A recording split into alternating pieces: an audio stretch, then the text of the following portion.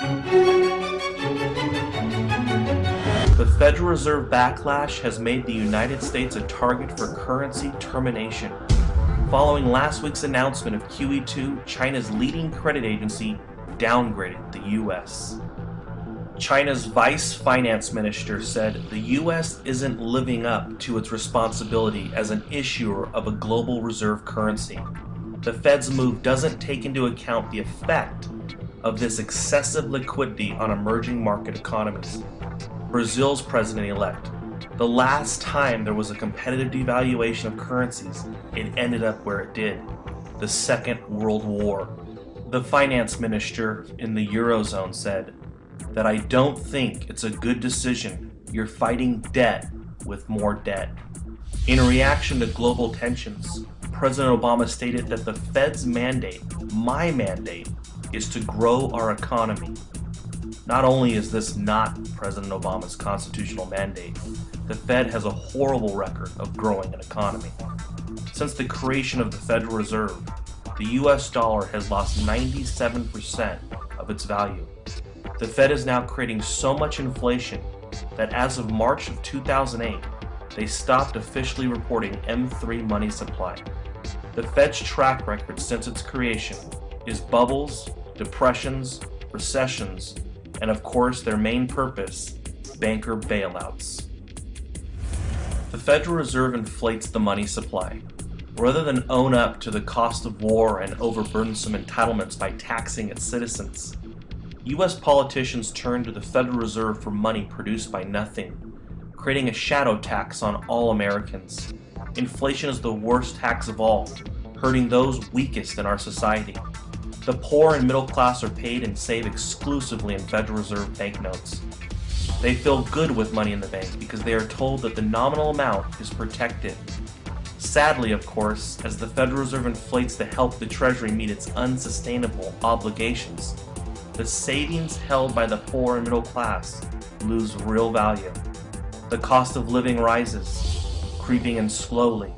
The bankers get to spend the freshly created dollars at their maximum value, while the common man works harder but makes less in value. There's an old saying that a dollar earned is a dollar saved, but that's impossible with the Federal Reserve System.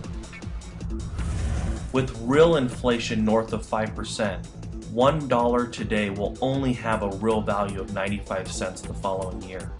Of course, economists will tell you that prices are rising, but in reality, money is falling. Congressman, I couldn't agree with you more that inflation is a tax. 40 years ago, a silver dollar could have purchased 4 gallons of gasoline. And today, because of the silver in it, it can still purchase 4 gallons of gasoline. However, the paper dollar currency backed by nothing hasn't fared as well. It now takes $3 to purchase a gallon of gasoline.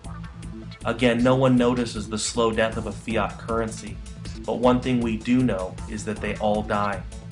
So far in the world, we have seen just over 3,800 fiat currencies, and they have all become worthless. Meanwhile, honest money, gold, silver, or anything not created by man still holds value, just as it held value 5,000 years ago.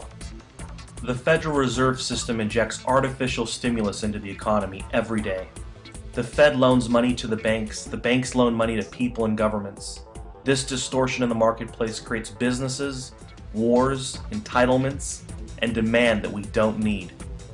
Where would housing prices be without all this money in search of a borrower? Housing prices from 1610 to 1913 had zero inflation relative to income. But in the last 10 years, we have seen what artificially low interest rates can do to a market. The Federal Reserve lowered interest rates dramatically, causing housing prices to soar. Housing inflation soared across the nation. Once the Federal Reserve raised rates, all of the artificial demand came crashing down.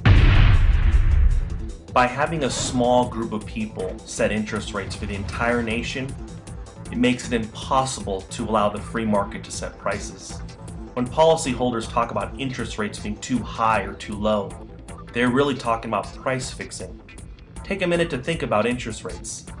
If the Fed, not the free market, lowers interest rates, homes, vehicles, and credit card payments become cheaper.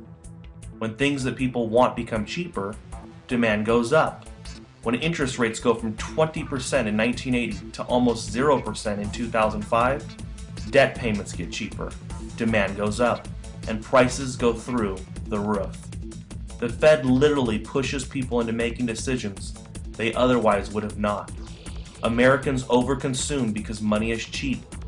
It's only a $200 payment for that new car, or a $15 a month payment for those new shoes.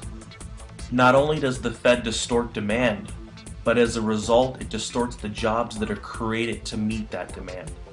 Rather than new jobs being created from innovation, jobs are created to meet the new consumer demand created by low debt payments. In fact, oftentimes because of the Fed, new ideas never even become a reality. Remember, when a bank decides to loan money to a risky subprime borrower, the bank is not loaning money to someone else.